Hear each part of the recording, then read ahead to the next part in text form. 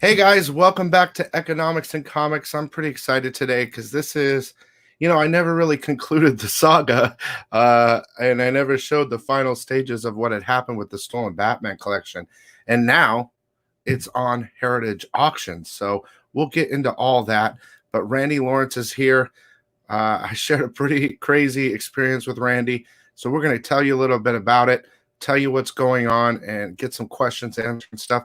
So I hope you enjoy this incredible interview. Let's go.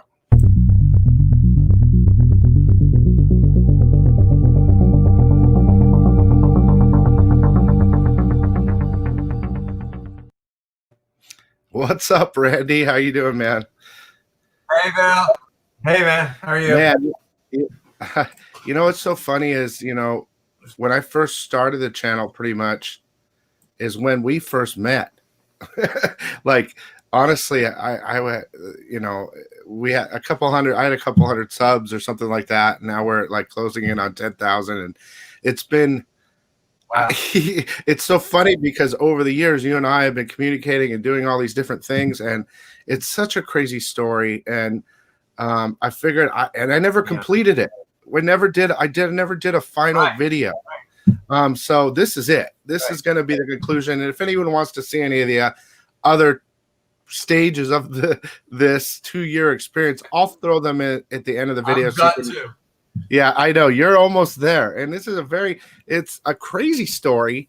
And it's even, to me, it's even crazier now. But, regardless, let's tell them what exactly happened. I mean, let's go through the whole thing, I guess. Let's just do it and get it out there so they understand it. Okay. Well, when we did the first online chat, the books, we were at that point. I have been collecting. I'm 60 years old. I've been collecting since I'm 6.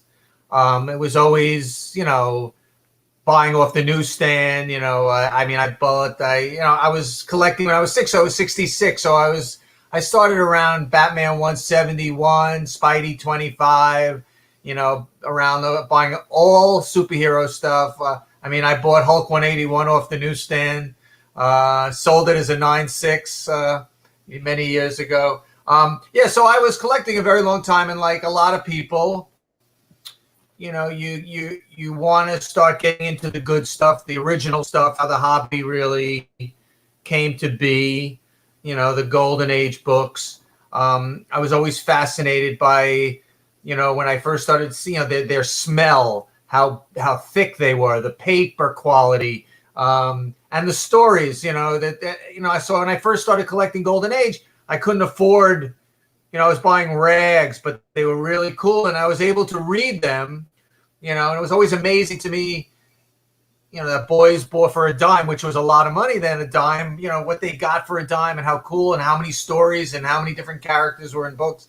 So, so over the years, I collected a very big Spidey collection. I had the #1 CGC rated Harvey collection, Spooky Casper, Little Lotta, all those guys.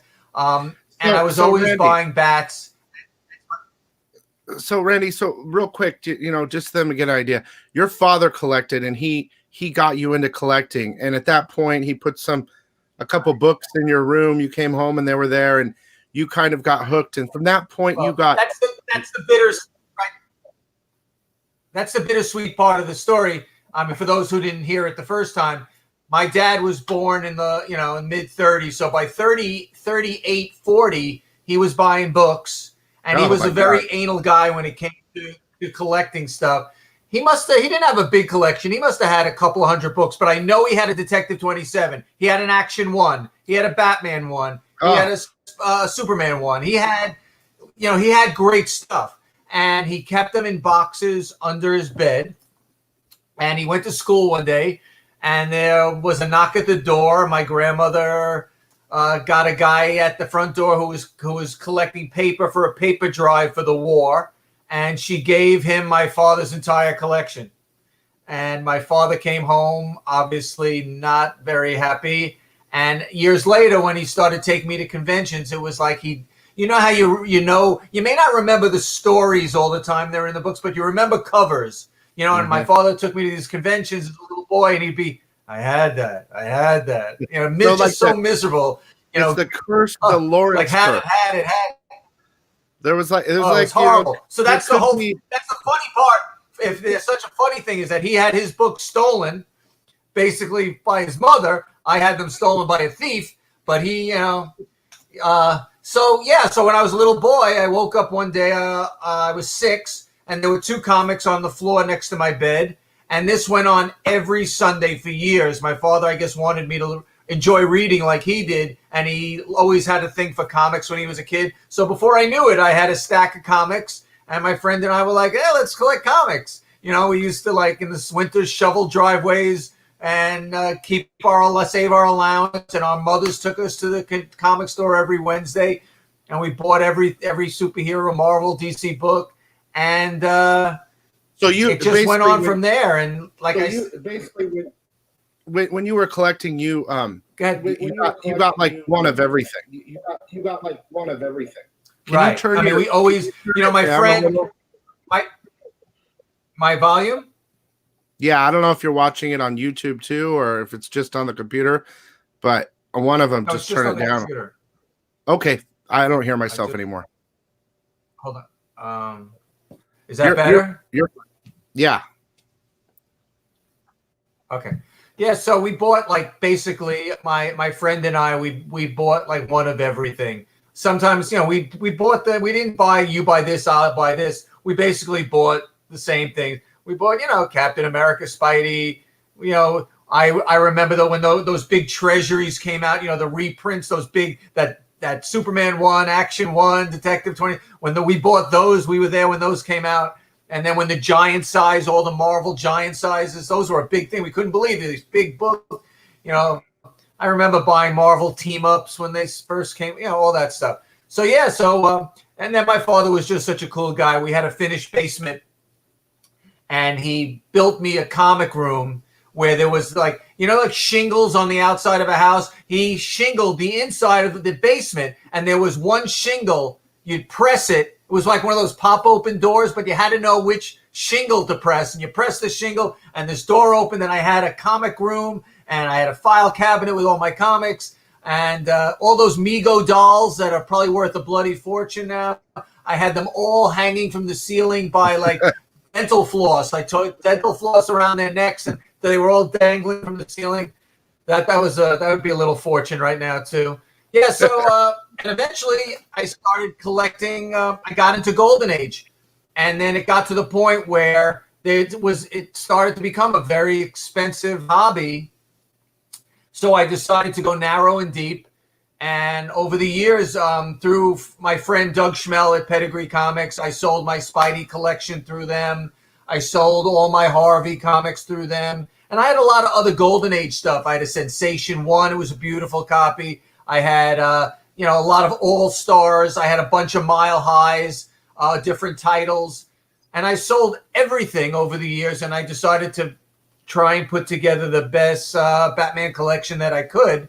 I think that's so interesting because I think it's interesting just from my own personal experience. I've had all the runs, you know, like Spider-Man and Hulk and all that, and I sold them all, Iron Man, everything, just to build an X-Men collection. It's so weird because, like, I don't know why, but I did what you did. Like, I would buy and trade up and trade up and trade up and try to, you know, that's what you did.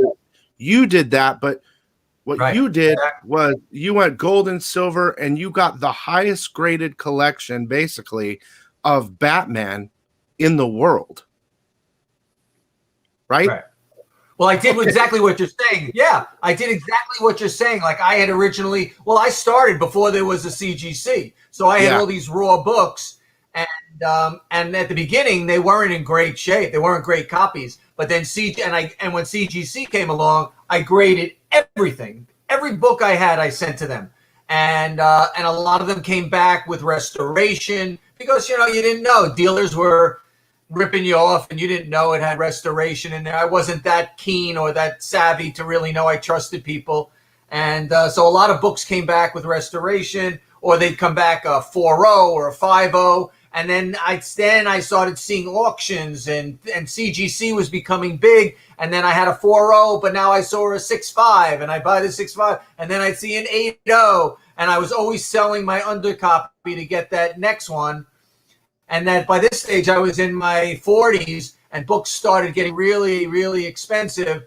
And thank God I had built some really nice relationships with some big dealers that were nice enough to let me do time payments on a lot of these books. Because, I mean, I myself bought books for $20,000 that obviously I didn't have it sitting around. So I would sell things. You know, I had other collectibles, art, some comic art, cover recreations that I had commissioned a lot of artists that have since passed away. Gil Kane, Shelley Moldoff, you know, I had about 150 cover recreations that I sold, and that helped me to pay off books. And and it got to the point where I had, you know, I registered, as I told you, you know, I only registered my books on the CGC registry, and I put it in the name of Alfred Pennyworth because I really I wasn't doing it. In hindsight, I wasn't doing it to like make myself look at what I got. I wanted the world to see what books were out there. And thank God I registered them, and I tell everybody to do that, because when this whole thing went down, had my books not been registered, I couldn't have proven that they were mine, you know, because I never had insurance on them, which you can. Obviously, there's that Collectibles insurance company. I never did that. So when these things were gone, had I never gotten them back, I would have been in a bad way. Well, you know, there is that thing, though, for instance, where they could crack it out and hold it, and then they could have, right. Then you would have never, you know, if they didn't. Right. But that's the thing. Criminals are stupid. Right. But you always said that. And a lot of good thing was that I had a lot of pedigrees. So a lot of them have markings on them, like the D copies or the Larsons. You know, it's a lot of the pedigrees, you know, you can't, and I thought of that at the beginning too, when everything was taken, you know, that they could have just cracked them out, you know, and, you know, when you saw them and Mike Banks at Samurai saw them, you know, it could have been bought for a song, and I would never have ever known. And, you know, they could have all just been gone.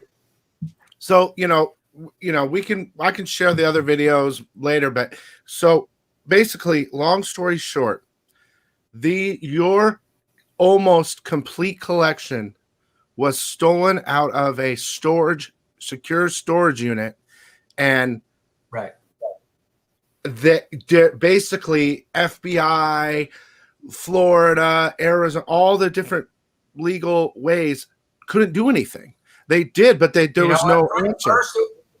First it was the Palm Beach County Sheriff. Well, very first, as you know, because you were the very first person to see those 5 books. It first started, the whole thing started in Arizona, and then I had the Maricopa County Police, the Phoenix Police. Then in Florida, I had the Palm Beach County Sheriff's Department. Then it went to the state's attorney. I was in the FBI offices. I was dealing with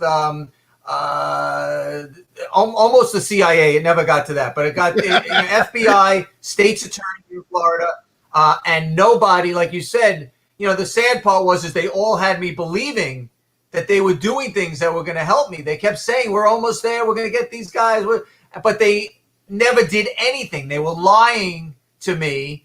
And the one guy that I had at the beginning, the Palm Beach County Sheriff, who was helping me for this, Sergeant Michael Tremonti, was the only guy that was really, all he kept saying was, Randy, I just want to get you back these books. But like you said, it got to the point where everybody came to a brick wall. There was nothing anybody could do because there was no real solid proof that these guys had my books. Although we all knew they had my books, there was no, the video surveillance from the storage facility when they took them, it was obvious that they were stealing the books. They came in with empty duffel bags. They came in with empty boxes, and they left the same night with those duffel bags stuffed, and the boxes were filled. And I've been doing this a long time. You don't move into a storage room and on that same night move out with more than you moved in with. It's just physically impossible. And I kept saying to the FBI, guys, you know, look, oh, you don't have to be a genius. Look at this video. What are they taking? They brought in enough, Bill, they brought in enough stuff the night they moved into that room. You and I, it would have taken us maybe 10 minutes. They were there for 3.5 hours and they were off camera. So what were they doing? It's just, it was so obvious and it's very frustrating. I'm sure. Yeah. Believe me, I felt in your frustration because I heard it in your voice for 2 years. So look, the honest to God truth is so interesting because they stole it. There's not a lot you can tell about the situation exactly, but we'll get into what you can. But from what what I know you can share is the dad, the son flew to Florida with these 5 books from Florida here. Flew to Arizona. And immediately started to try to sell them. And they had walked into the comic book store I worked at, and the owner told me to come over, because I know my stuff, and I go over there and I look and I'm like, oh my God, this is a Lamborghini. Like someone just walked in the store with a Lamborghini in a backpack. And they're like, hey, you guys want to buy these? And they're like, oh my God, like you knew. But at the same time, I was in absolute shock. I was in shock though, too, at the same time, because there's a 9.6 Batman 2 or whatever sitting in front of me. And I'm like, I was speechless. I was looking at books that look like they just came off the shelves and they're from the 1940s. It was so crazy. So that was their first mistake, because it's a red flag. Exactly. Nobody walks into not only just a little comic book store, but any comic book store with $100,000 worth of comics, like single highest graded copies, and he really didn't have a price set. He really didn't know what he was doing. It was just such a moronic move. I mean, anybody, you, an owner, the first thing you got to have said to this guy is, "Wow, where'd you get these?" Like, and he was saying that he got inherited. It was an inheritance. I mean, he came up with every time he spoke to somebody else, it was a different story, But after it was a red flag. What was so weird is, okay, so I came home that day, right? And I went on YouTube and I had a video or something, and I said, you guys, so crazy today. I saw Batman comics that you will never ever see in your life. And I got a message from one of my subscribers saying, hey, there's this article, right, about this stolen Batman collection, right? So I did what I talked cool. I think it was on Bleeding Cool. No. A friend put it on Bleeding Cool. It was the nerdy girl. So I ended up contacting the nerdy girl. Yeah, I thought she put it on Bleeding Cool. Yeah, maybe. That's right. I know. I don't know. Yeah. And so I got the number, and I was just like, oh, let me call this guy. I call you, I tell you, and you're like, well, yeah, they did a sting and they caught him, like just at the same time, that like the same day, side story, I ended up having to leave my job because of this whole incident. I got to tell you that right now. We had a big problem at my job. Right. I left. I said, screw it, whatever. I'm trying to help this guy. So it turned into this drawn out, insane nightmare with the courts, and the kid wouldn't say anything, and you couldn't get anyone to talk. I mean, they were experienced criminals, but I came to Arizona. Yeah, they were. I mean, they just didn't talk. They followed the rule: don't talk. But the kid was facing like major time here, and the dad was So he crossed state lines. He crossed state lines with stolen goods with the attempt to sell, and the thing is we didn't know if he had just those 5 books or he had like the 500 books. So when he went to the other store, to Samurai Comics, and Mike Banks, who was, called me and the crazy thing is, just so your listeners know, I walked in, they had my books for about 3 weeks prior to my knowing I was robbed.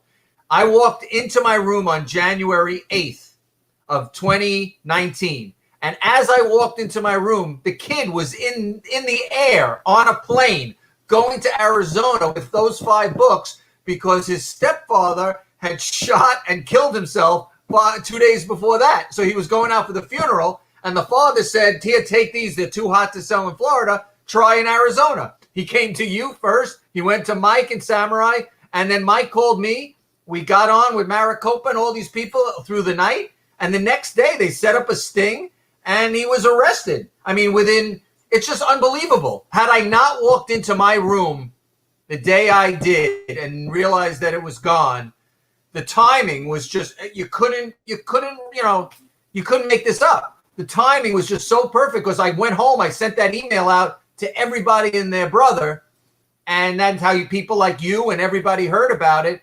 And he was in your state, and you read about it, and there he was, and he was arrested. I saw it. Unbelievable. I can't believe I held the book. I held the books in my hand, right? And I'm like, well, I'm holding one. I'm like, this is like a weird type of restoration label I've never seen before.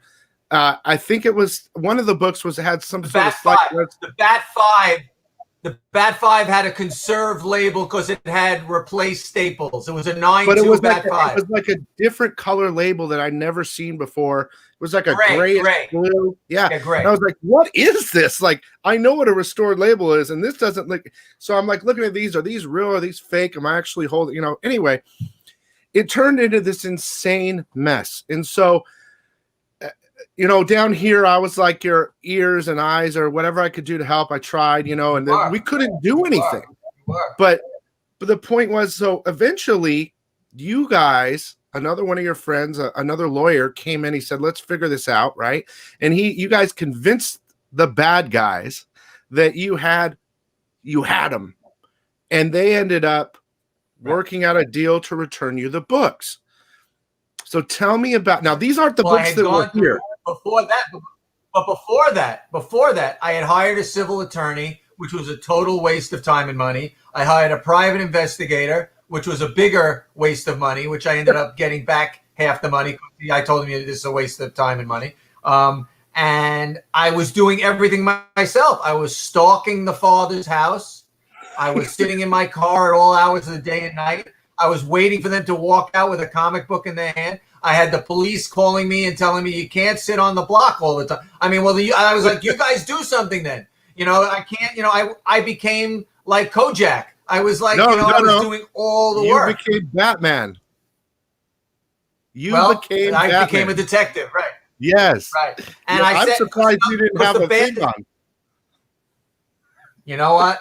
The whole thing boiled down to, as I told, this was my nest egg. So if I didn't get these things back, I really didn't know what was gonna happen to me. And it was all my savings, everything. And for literally over a year, about a year, every day I worked at this thing. Every day I said, how am I getting these books back? Because it's like, it's, if you go out on a Saturday night for dinner, not that anyone's going out now, but if you go out on a Saturday night and you come home and you're robbed and your TV's gone and your jewelry's gone, you're like, fuck it. But I have homeowners insurance, so I can replace the TV. I'll buy another necklace for my girlfriend or whatever. But in this case, it wasn't insured. I can't replace them, and I knew who took them.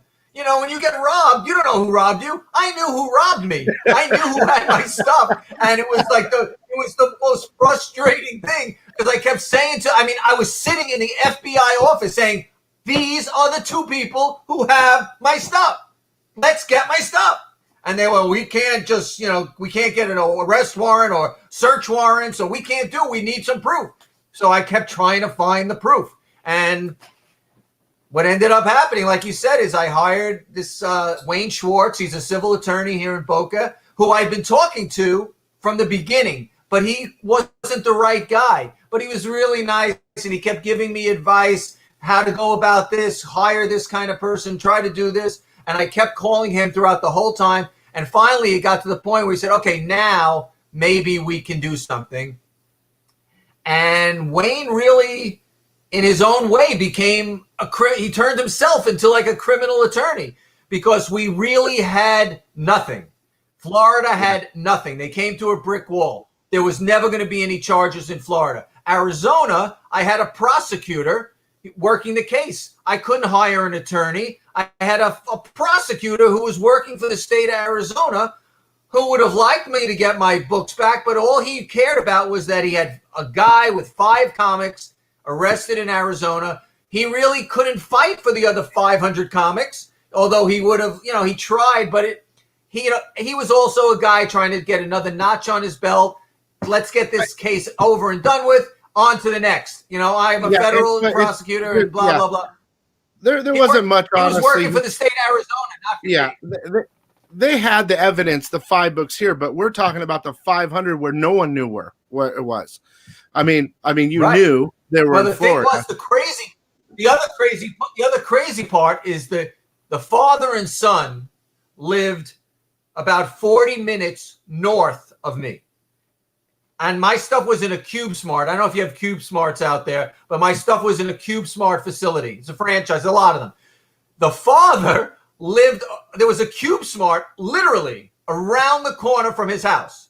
So that was why would he drive 40 minutes to this CubeSmart? But the best is even he and his girlfriend that he lives with in her house, she owns a storage facility in Sebring, Florida, which is more north than where they live. So they could have stored all their crap for free. But they came to this place because, as we found out, the father had been arrested a few times before my situation for the exact same thing. And he never got convicted because every time he got caught, he gave the people back their stuff, so they didn't press charges. So, I mean, they're horrible thieves. They were 2 idiots, and they really had no idea what they were doing. And I just couldn't, I worked my ass off to get these things back. So Wayne reached out. Then once they got an attorney, my attorney reached out to them, and their lawyer kept saying, we don't know anything about any books. We don't have any books. These 5 books, they got them in an auction, a storage auction, like Storage Wars. They said they won an auction, and these 5 books were in that room. And I was like, I saw those 5 books in my room like a week before they were taken. They weren't in enough, but I had no proof. Plus, there's video of them walking in and out. Walking in and out, but you couldn't see comics. Walking in with stuff, walking out with other stuff. You knew what was in the bags. You knew what was in the boxes, but you couldn't, no one had X-ray vision. You can't see through it. So Wayne finally called the state's attorneys, who had been promising me for months that they were getting really close and they were going to get them, and they weren't doing anything. Wayne called them and said, listen, if I could get their attorney to call you, will you pretend like you have all this stuff on them and, let them think that there's warrants coming? And he said, yeah, I'll try and help you. I mean, I feel bad that we really can't do anything, but I'll help you. So that's what happened. Wayne called their attorney and suggested that they speak to the state attorney. It might behoove them to talk to him. So they called him, and he said, I think your client should, if he's got these books, he should give back these books because we got some things in the works and whatever else he said. And within an hour of that phone call, the kid's attorney sent the first draft to my attorney about the returning of all the books. And long story short, it took about 5 or 6 drafts. And 24 hours later, their attorney, along with me and my attorney, met in my attorney's office. It took us 7 hours. We had to go through every book, make sure they weren't cracked open or something else was stuck in there. And it took a long time. And it was really, I wasn't allowed. We were unloading this guy's SUV with all these big plastic tubs. They had taken all the CGC plastic bags off. So it was just case against case. So a lot of cases got scratched, but none of the books were damaged. And I remember opening, I couldn't leave. I couldn't go in the elevator with the stuff because I had to stay in the lobby with their attorney. So everything was together because they didn't want me to steal some of my own books and say I never got them back or something like that. So I stood there and I took the tub cover off the first batch. And the first thing I saw was my Detective 359, that first Batgirl. It's a 9.8, 1 of 4. It's a boss from the Boston pedigree. It's like a $60,000 comic. It's the first thing I saw. It's one of the gemstones of the whole collection. And I could have peed in my pants. I was just so happy, that they looked like they were all back. And so we went up there 7 hours later. They were all back. So the funny part, But it was a year, like 13 months. So the interesting part about this is that, okay, first of all, again, guys, this we'll get to the next part in a second, but all these books minus a couple are on the auction block at Heritage Auctions right now, and I'll show you that. But this is the greatest Batman collection of all time. Okay, there's just no doubt about it, grade wise and collection wise. Now, what's interesting is you went through all year and some amount of time, and just all it came down to was a little bit of a trick, and you got your books back. Yeah, I'm sure you signed some agreements, stuff like that, but kind of they're out in the clear. I think the Sun's still charged for the theft here or whatever, but you still had really. I can talk a little. I think he pled guilty to theft. I think he got probation. I mean, I always said from day one, you know, when I went on TV when they were taken and everything, I said, listen, I don't care if these guys spend a minute in jail. I just want my stuff back.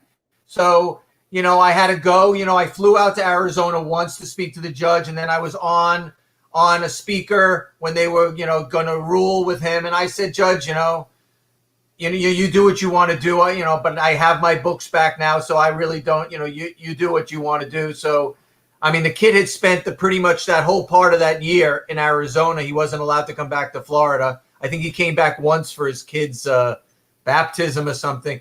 But, I had to fly out there. It cost me money. So I had to just agree to whatever they wanted to get the stuff back. I had mentioned to you a couple times, look, man, I know you're not supposed to do this, but like, let me go talk to him. Like, I wanted to go find him and talk to him, but it was like, right. It was not, we weren't allowed to do that. But what the funny part is, though, you got all the books back except for the 5 that were still in Arizona under lockdown. And they weren't allowed to that was in evidence, and they weren't allowed to release them. I was originally told it was going to be like 3 months afterwards, which it ended up being longer than that. And then when I said to them, okay, they said, okay, you will release them. I said, okay, well, here's where you got to send them, and I want to insure them, and blah, blah, blah. He said, oh, we don't send things. And I'm like, what are you talking about? He said, we don't mail things out. I'm like, guys, you've been holding my stuff there for over a year. I live in Florida. You're not going to send them? He said, no, you got to come get them. And I was like, you want me to get on a plane to come pick up these 5 books? And I said, it's a pandemic. And so I said, you know what? We'll wait, and hopefully it'll die down, because we didn't know how bad this thing was going to be. And I knew they were safe at their right. And then it got worse and worse. And then it got really bad in Arizona. And I thank you. I mean, you stuck your neck out, and you got it for me, and you sent it to me. My end. Yeah, on my end, this is the interesting part of the story. My conclusion to this whole drama, So this is a fun, interesting part. Joel, my friend, and Joel went. So we had it. They gave me permission to go get these books from the Phoenix detention, whatever, where they have all the evidence. So we had to get all these letters. We had to get letters from I had to write a letter that you could go, and then the prosecutor had to send a letter, and you had that it was you, and proof, and yeah. So I go there, and it's like the hottest day in the summer. It's the middle of a pandemic, and the first day they were closed. They said they'd be open. They were closed. It really sucked. So then the second day I went, they made us wait outside because of the pandemic, right? For 3 hours. And I told the cops, because they would talk through a metal gate, you could talk to them. There's all these criminals everywhere. They're getting their backpacks and their bikes and all their stuff. And I'm like, you guys, this is a serious thing. I don't even want to grab these through the door. I even whispered, there's like $100,000 in comic books in there, and I need to get these comics. And do you know about it? The prosecutor, everyone's called. Oh, you're going to have to wait. So we wait 3 hours, and then they finally call me up, and they're like, you weren't joking. And they make me go to the side away from everybody, right? And they bring it out in a big bag, like a evidence bag. The 5 slabs. What numbers were those? Was it? I can't remember the numbers. It was 5, 6, 7, 8, 5, 6, 7, 8, and 35 or 37 Joker cover. Yeah, the books have been All here Batman. for 2 years. 2 years in the evidence room, which is pretty amazing, actually, because they were decent. They were still intact and everything was good. But you could see they came out like armed guards. They were like totally serious finally and give it to me. And I'm like, let's get out of here, Joel. And we got out of there. And the next step for me, though, was how the hell am I going to insure $100,000 worth of comics, which you and I went back and forth on? Like, what are we going to do here? Right. Eventually, it was like, look, just pack them real well and overnight them. And it worked out. I mean, it worked out really good. I had packed them and made the call for pickup, and they came like 5 minutes later. It was amazing. Never seen anything like that before. It's like everything that happened for a reason. And finally, the last 5 books got over there, which is amazing. So now we go to the second. And it was so funny because if you remember, I didn't insure. If you remember, we did it overnight, and it was so much. I didn't insure it for its full value. So I was like waiting at the door. I was just waiting for this package. I knew you packed it right. You know, I just wanted it to get here, and it was just so good when it got it. When the guy me too. I was freaking out because I'm like, dude, oh my God, what if something happens? I was responsible for these 5 books. You did everything. You went above and beyond, and they was like bulletproof. How they were packed was like bulletproof. That was the best packing job ever. There's no doubt, my best packing job ever for sure. But this is what they came here. So that's the end of the stolen Batman collection story. Everything was returned, I believe, besides you said 1 book, I think. So one book. Now there's not a key, thank God. Now there's a new story. You decided to sell them all. And that's the amazing part to me. Well, so let's talk about that for a second. When I got them back, the night I got them back, I had a police escort because they were only afraid these guys were waiting somewhere to like steal the books from me again. So they had the police escort me back home. Everything was safe and sound. And I hadn't really slept for a year. I was a wreck. I put all the books because I didn't have I had to bring my empty CGC boxes, the white boxes to my attorney's office because they'd been empty for a year. So I brought all these empty boxes and I got them all in my car, in the trunk, in the back seat. I stuffed everything in there. I got them home and I like floor to ceiling, like 3 sides around the bed, floor to ceiling white boxes. And I crawled in and went to bed and I was surrounded by these boxes. And it was just so nice. The best it's sleep like weird, ever. because they've always been in storage units. They were like, they were just always in storage units. So I never really got to really look at them in such a vast way as I did the night we got them back. And I actually had to look at every book, make sure it wasn't cracked. So I was and my lawyer kept taking pictures of me because he kept seeing me like I was in my own little world. I was smiling. I was just so happy that these books were back. I was just on another planet. So after I got them back, I said, okay, I'm back in business. Let's go back to doing what I was doing. So I bought a few more books. I upgraded a few more books. I found a few more things in some auctions. I sold a few things. And I won't say the name of the people because everyone probably knows who these guys are or have dealt with them somewhere. They're a big dealer. And this guy called me that he was getting in a Batman 26 from recently graded at CGC, and it was a 9.6. And I had a 9.4 D copy. And so I went on to the CGC census. He hadn't gotten the book back yet, so the census hadn't been upgraded yet. So it showed that there was a 196. So I said, okay, so this one just got graded. So there's there'll be 2 9.6s. It'll be the highest grade, but there'll be 2 of them, and I'll sell my 9.4. So I asked him, he gave me a price. I agreed on the price. I asked him if he wanted to buy my 9.4 towards the other thing. And I gave him the price. He said, no, thanks. I'll take a pass. I said, okay. So another friend was having an auction starting, I think, like 2 days later. So the deal was for me to get that Bat 2696, I had 30 days to pay for it. So I knew my 9.4 was worth about $5,000, and I think he was selling me the 9.6 for $7,500. So I put it in this guy's auction. He sold it like 10 days later.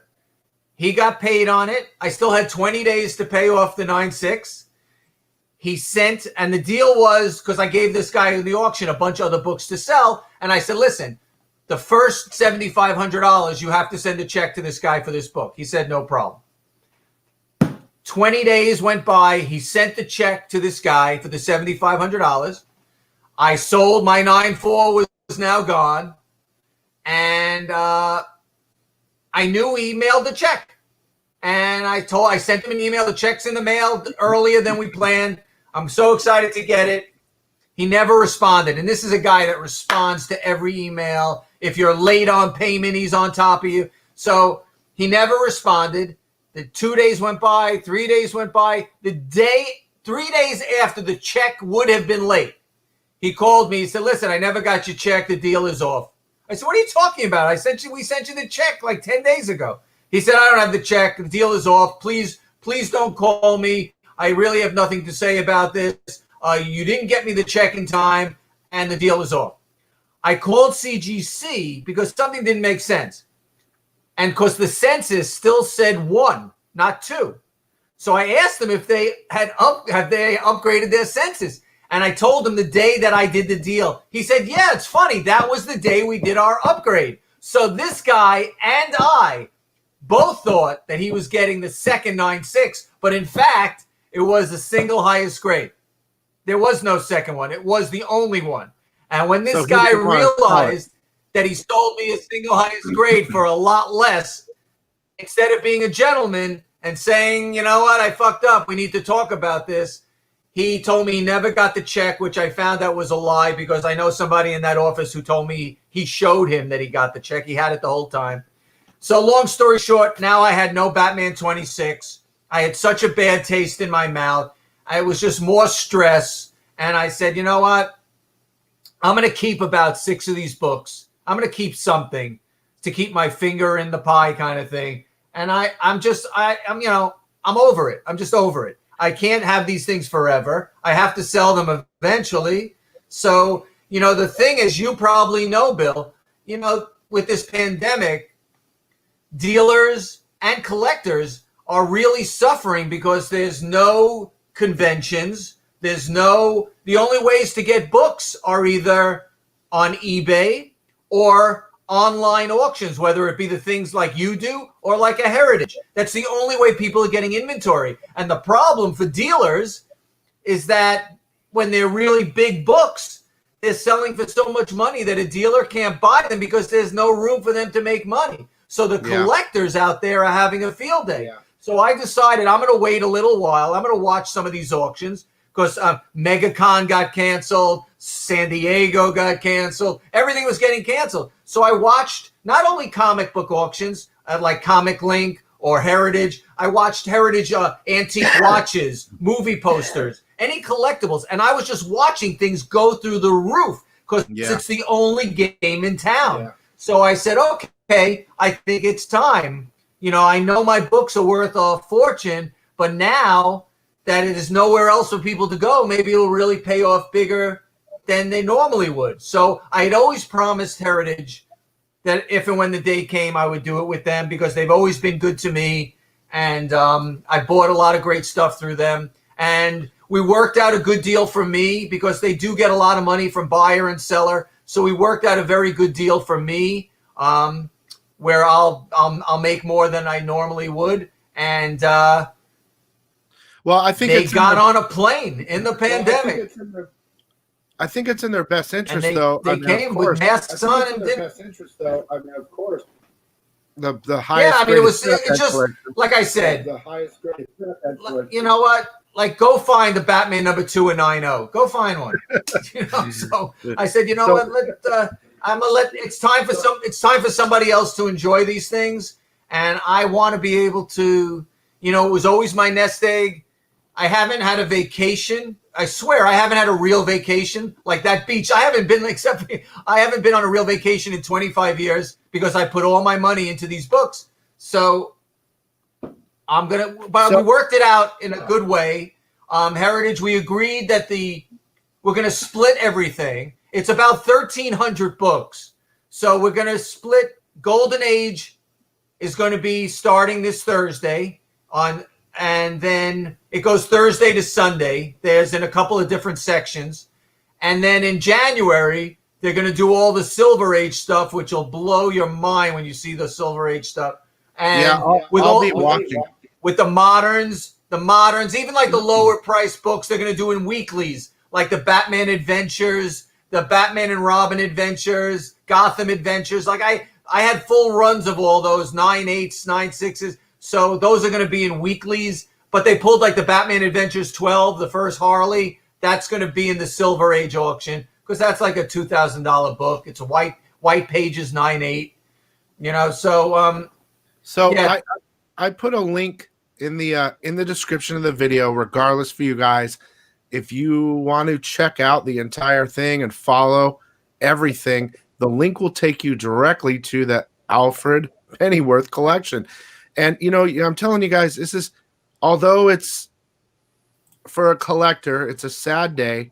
You got to look for you yourself, Randy. You went through a lot of pain, not only your whole life collecting and caring, but losing it and then getting it back. So I think that was extremely rewarding. The payoff of never stopping and never giving up and getting your books back. And I'm very happy that I went along with the ride my own little way. It was very, very frustrating for many. I mean, it was 2 years. So, but now the ability to let go is absolutely amazing to me that you have the ability to let these go. But they're here to see, guys.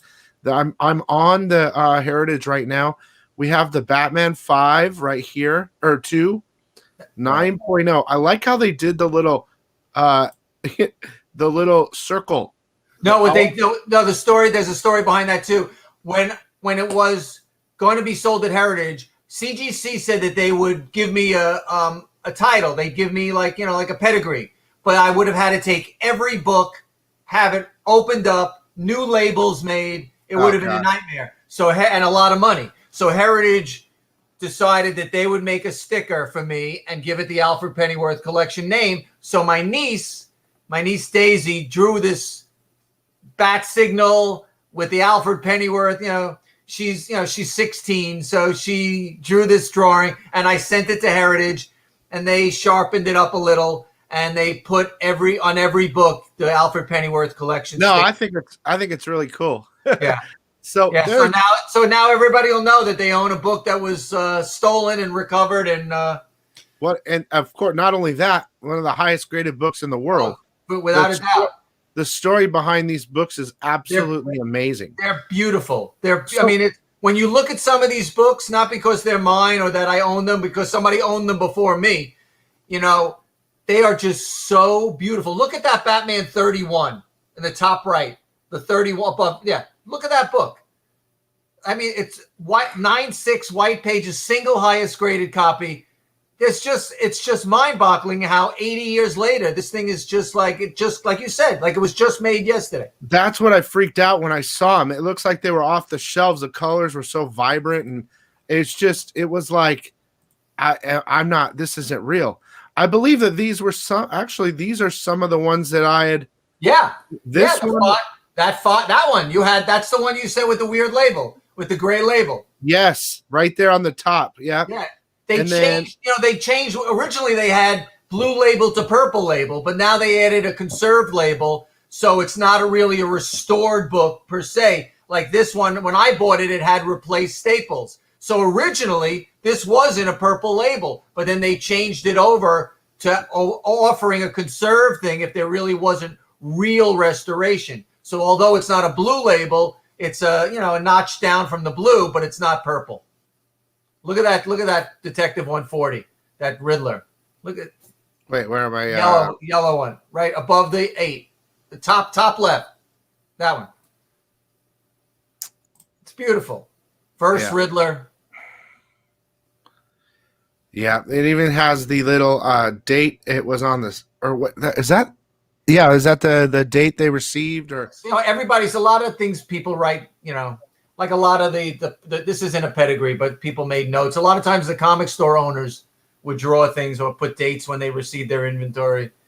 But this is like one after another. I mean, even if it's not a 9.6, yeah, I mean, you could see the bidding already. You could see the current bid on that. It's almost 6. yeah. So what does it mean, buyer's premium? It has to reach that number. No, the buyer's premium. That's the VIG. That's Heritage's VIG. So right now, this person's bid is $57.50, but if they want it, they're paying $6,900. Heritage gets a percentage. So they put the percentage on top of the sold price, not out of the sold price. Right, on top. Oh, that's interesting. That's why they make as much money as they do. Well, they're the best. I mean, Heritage Auctions, I mean, they're the best, aren't they? I mean, as far as I know. You know what?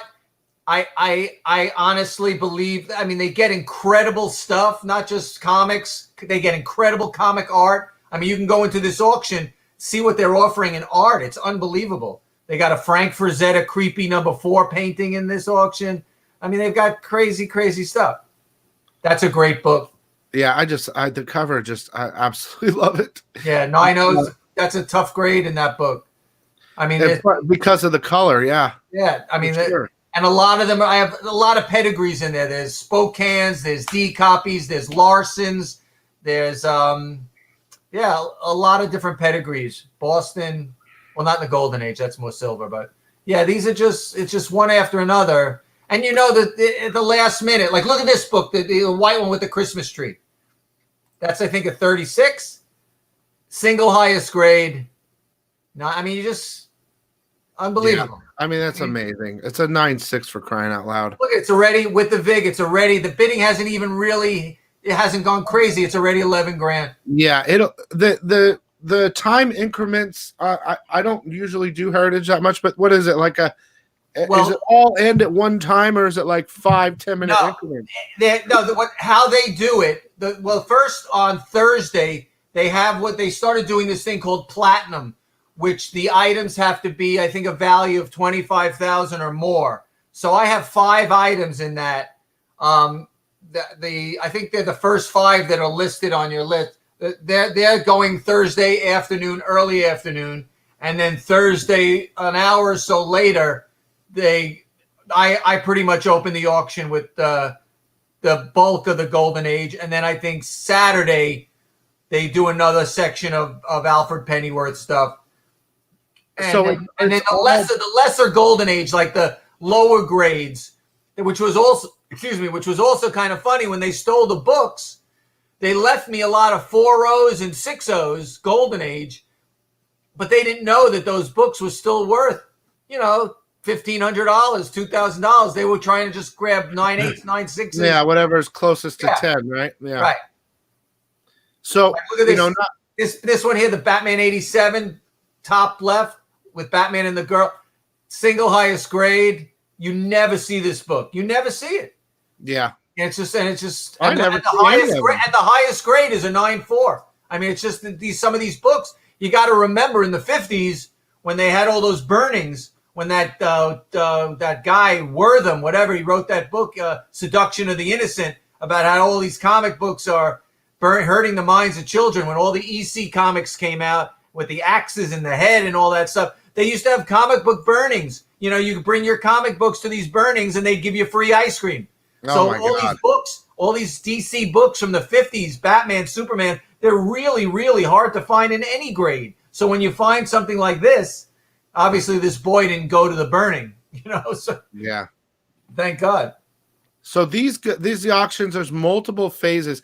Now let me ask you this: I'm sure just so you know, Bill, too. The first Thursday, there's an auctioneer. So he actually is. There's a live person on Heritage, actually letting you take your time. Are you finished?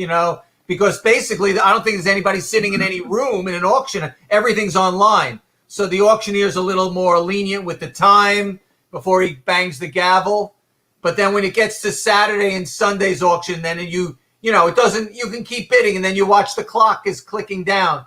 And if you bid before the clock ends, it opens the clock again, and you could just get into your own little bidding war with whoever.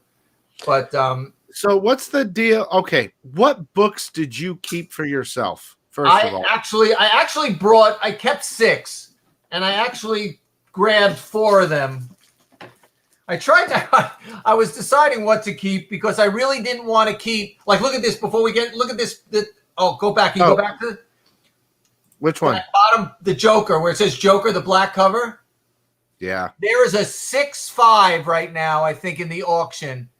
It's such a hard book because of the black cover and to find it in good shape.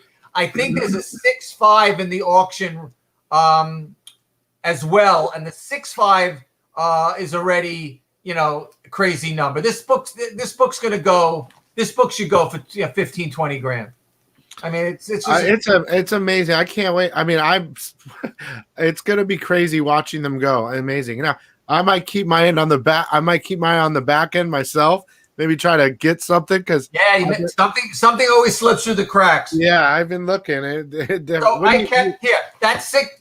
This book is in right now. I kept this book. There's a 6.5 in the auction. It's not mine, but this one, I think. Oh my gosh! Hang on, it froze. Okay, hang on. This is Detective 168. The Joker origin. There's a 6.5 in this auction right now, and I think it's already at $10,000 or $12,000. This is like a 25. This could be a $50,000 book. It's again a black cover. It's the first time they told the Joker's origin. You just know. Here it keeps off-white pages. Freezing. So I kept. I'm sorry. It keeps freezing. The camera's angle it. There you go. Oh gosh, I love that. I love that. That's great. That's a great book. 8.0. Then I kept this. When I got this was the single highest grade. Now there's 2 of them, but it's one of my covers. Two-Face Batman 51 from 1949. It's a 9.4 white pages. I'm gonna take this off. It'll probably be better without the plastic. It's just the camera keeps freezing, so move slow. Go backwards. Yeah, I can see it. Just angle it a little right or left on your head. There you go. Wow. That's a what about the old? Everyone wants to know Detective 27. Everyone wants to know in your Batman 1. What's up with those? It's not mine. It's not mine. There's the 7.0s in the auction. It's not mine. I wish it was. I think it's up to almost $1 million already. Oh my gosh. Yeah, I never had a Bat 1, and I never had a Detective 27. I just never got there. Never got. It was always so much money.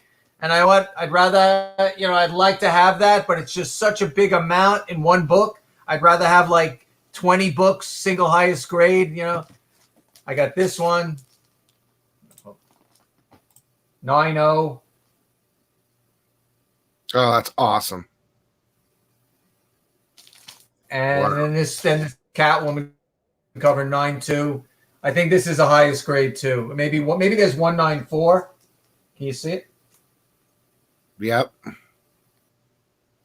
Oh man. Yeah, so I kept 6 books, but they have the Alfred Pennyworth stickers on them already. So I promised Heritage that eventually they get them. But if your listeners, viewers, go through it, it's just an amazing collection, and it took. I mean, look at that. That is absolutely gorgeous. That's a single highest grade. And it's it's a low price. That thing should shoot up. I think everyone's waiting till the last second to go crazy. Yeah. I mean, I don't want to jump to the end, but I'm just going to show them something real fast. I go to the last. Now, this is the first, or is this all of them? This is the first run, or the? This is just this one auction. If you go to, where you can go to. I'm trying to think where it's listed. There's click on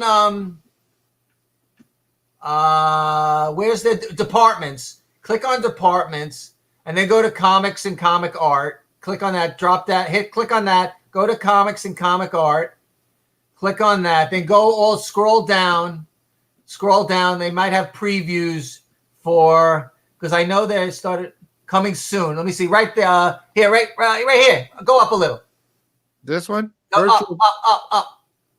There, right. Coming soon. The first Superman coming soon, which is January 14th. Yeah. Click on that. View lots. See, that's mine. That they started previewing that Batman, that 121, that the first Mr. Freeze 9-0. It's beautiful. Oh my God. That's mine. And then all these are mine. Oh man, I love this. 9/8 white pages. Oh. There's so many 9/8s. There's just so many. All these Batmans are all mine. That one, yeah. Look at this Batman 100 9-0 right here. The white bottom, yeah. Just that one next to it, the Riddler cover, second highest grade. It's a lot of money. It's a big book. Yeah, I've had a real, and that's where the TV show started. That story in that book was the first episode of the Batman TV show. So this is the second auction. This is a preview for the one in January. Right, they're starting to show previews of the Silver Age books. It opens 12/23. Now, there's all different types of things here. Oh my gosh, I could just, I don't know how you're doing it, man. I really don't. But I wish the best for you. I wish you get more money than you could dream of for your retirement. You can go buy your yacht or both yachts. I want a little house with a pool. Me and my dog just be able to kick back. A lot of people don't know that, but you do acting. You're an actor. I modeled a little, but there really hasn't been much call during a pandemic. I saw you do the video. You shared a commercial, like when the people go with the high price realtors, and you were going. You were acting for the yachts, and when you said you tour these yachts, and at the end, you're like with you're an actor wife, right? And you're like my fake wife, your fake wife. You're like, let's honey, get them both. I'll let which one do you want to buy, honey? I think we're gonna get them both. Let's enjoy our time. I'm like, oh my God! I spent in a half-hour TV show. I spent $17.5 million. I bought 2 yachts. It was crazy. And it's so funny. People think you watch these shows. Yeah, I just met that girl like a half hour before we filmed that thing. But those were really real boats for sale. And that guy was a real boat salesman. And those boats were really for sale. And it was a commercial for them you were making. It was funny. I got to tell you what, though. It was a TV show called Selling Yachts. It's an actual TV show called Selling Yachts. I never heard of it. But your skills, I swear to you, I thought it caught me off for a second because I know you pretty well. I thought you were a multimillionaire when I saw it. I'm like, what the hell am I helping this guy? He's buying 2 yachts. What am I helping him for? The guy, you were that convincing in that commercial. So I couldn't at the time until my books came back. I couldn't afford the couch on one of those boats. That was a really cool commercial. Anyway, I went off topic. Yeah, so you guys, if you just want to have a great time, and I had to finish the story because this is a part of economics and comics' life. Look at there you go. There's a 9-2 poison. This is a part of history, and you guys are able to share in the story through the channel and through Randy. And there's other, I think I saw an article about you on Bleeding Cool, sci-fi.com. I mean, you're all over the place right now. There was an article yesterday in the Daily Mirror in London about the auction, about the crimes, and the word's getting out about this auction. It's these things don't happen very often, and I'm assuming, just like I did, these books are going to get bought and they're going to get put into collections, and you won't see them again for a long time. That's what happens when these things come up very rarely, and when they do, they fill up voids in people's collections, fill slots, and they're just so beautiful. They're just hard to They're just hard to let go. And I know that Heritage also does time payments. I'm sure they let you work out something with time payments too. I don't know how it works, but I know they do. And it's just something for people to really take a look at. Yeah, I mean, and we all know. Look, I know that I can't hang with most of the people that are going to be buying in there, but I might try to get some of the early bats and from the 40s, 50s that are high grade that people might not take a look at. They might be concentrating on something else, and I might try to come in. I mean, I know it's going to be expensive, but I've always would love a super high grade Batman, but just to see them all in one place is absolutely amazing. So please go check out the link in the description. Go to Heritage. I'll give you a little advice. Heritage has these weekly auctions and in comics, and they've been growing. They've been getting better stuff. It's literally 7-day auctions, and they end usually on a Sunday or a Monday. And a lot of my stuff, the lower graded things, but are still of value and are still hard to find, are going to be in those weeklies. So take a peek in the weeklies. You could get some stuff at a good price and not have, not crazy, and own a really nice book that's a really hard book to find.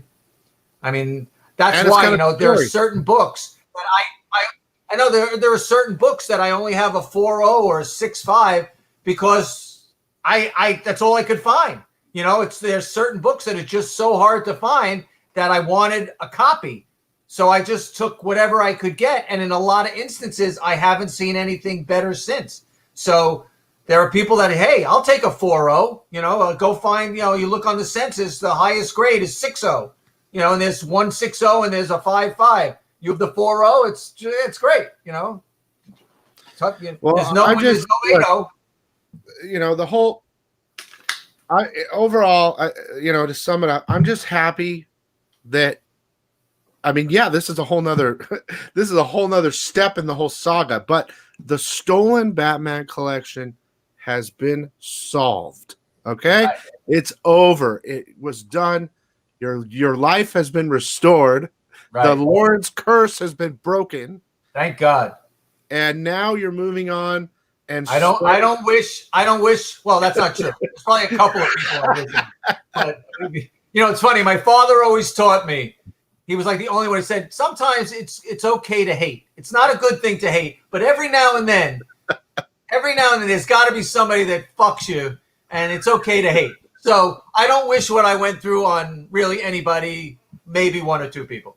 Well, it's over, and now you're moving on to another. Yes, another amazing. And Bill, I can't thank you enough. We've done this now twice. You helped me get my books back. You've been terrific. And we've formed a friendship, and that would never have happened. I would never have known you, vice versa. And Batman brought us together. It is. Batman brought us together, and you know what? It was all for the love of comics. I wouldn't have done any of it if I didn't care about it's not about money. It wasn't about anything. It was about getting someone that loved a collection way more than, if you've loved it, your collection longer, and I've loved mine, but I understand the feeling of that type of loss.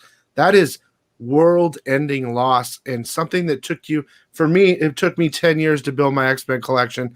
The whole thing signed. It was a labor of love, and I understand that with the upgrading, and I understand how you felt. And your father, I didn't have this personally, but your father passed it on to you.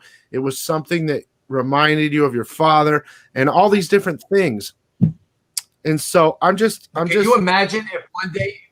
Could you imagine if you woke up one day and all your X-Men's were just gone? Can you imagine? It would be like I know it'd be like because I know what to expect. Right, it would be for 2 years. Horrible. I don't even want to. Let's just no. I don't want to imagine. So I wish you the best. Exactly. And I hope that you're able to enjoy your. I hope that you do very well. I'll have my eye on it. And when you come out here, you're taking me out to dinner, okay? You're taking me for a steak. That's the least I can do. The least I can do. Hopefully the pandemic. Not wear a mask. Yeah, I want a steak. So everyone's going to be traveling all over the place. I'll get you two. Well, you can take one home too. Okay. All right, Randy. Well, good luck, brother. If you guys want to check the link below, it's ha.com, like, heritage auction, ha. And you could just type in Alfred Pennyworth collection and it's there. It's amazing. And I really look forward to watching it. And I'm very happy for you, Randy. And it is over. Thanks, this is it. So, Randy, almost there. We're almost there. Okay, pal. Talk to you soon. All right. See ya. Okay. Thanks. Right, bye, guys. Thanks, guys, for tuning in, and we'll see ya. It's over, and I'm excited that I had a little bit a part in this amazing story. It's like something you never hear before. It has to be the greatest. It's got to be the greatest comic book heist story of all time. It really has to be. The value in these books and how many were taken, the greatest Batman collection of all time. I would not be surprised if they make a movie about this. I'm serious. They've already made one, but this is a real one. So I hope you guys enjoyed this little informational video, and protect your stuff and love your collection. And I don't know, man. I'm out.